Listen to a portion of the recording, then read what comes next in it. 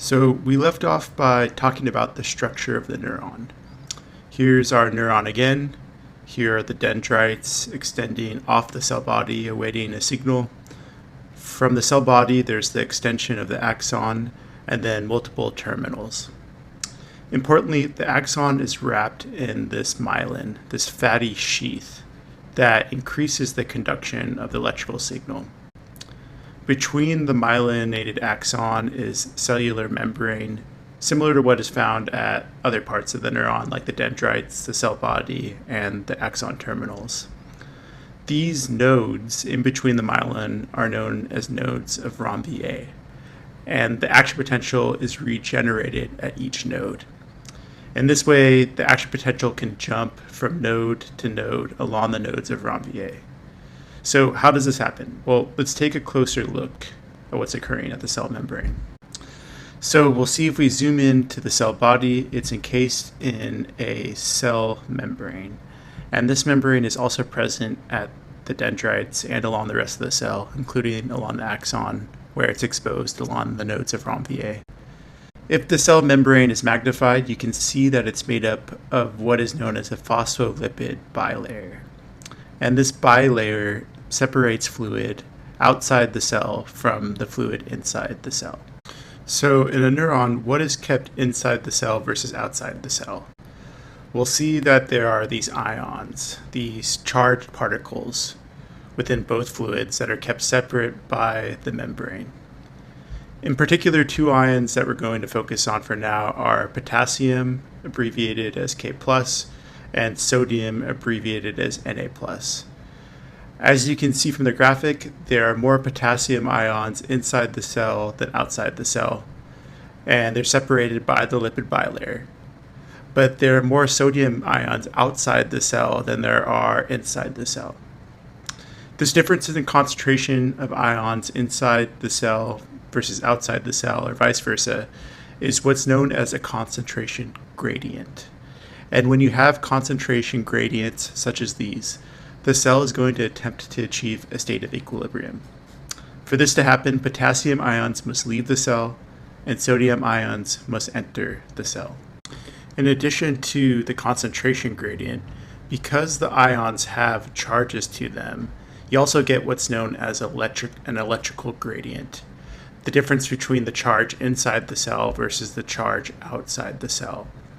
And this difference in charge is what's known as a membrane potential, the difference that is induced because of the charges separated out by the membrane. And this membrane potential is abbreviated by MV. Now, let's zoom in even a bit further onto the cell membrane to see how this difference in charge is actually created. Embedded within the membrane are these ion channels, and they allow ions to diffuse down their concentration gradients in order to produce equilibrium. These channels are also selectively permeable to certain ions.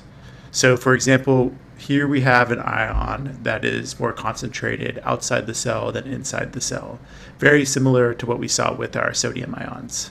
So these ions, when the channel is open at least, are going to flow from outside the cell into the inside of the cell.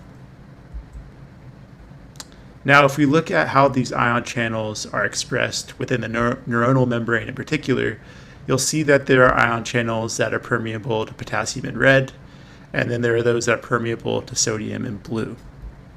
Again, there are many sodium ions outside the cell versus inside the cell, and they're labeled as blue. The orange dots represent potassium ions, which there are many more inside the cell than there are outside the cell. Now let's take a look at what makes the neuronal membrane special when it's in a state known as rest. So here we are with our neuronal cell membrane, two ion channels, one for potassium in red and one for sodium in blue. Now remember, these blue dots are sodium ions, and there are more of these blue dots outside the cell than inside the cell. Sodium therefore wants to enter the cell to relieve the concentration gradient. The problem is that the ion channels aren't open, so sodium can't get through. Potassium channels, on the other hand, are continuously open. This means potassium is free to leave the cell along its concentration gradient. As more and more potassium ions leave the cell becomes more and more negative because the cell is losing a positive charge. The more potassium ions that leave the cell, the more negative the cell becomes. Indeed, the cell will become so negative that it will eventually balance out the force of the concentration gradient.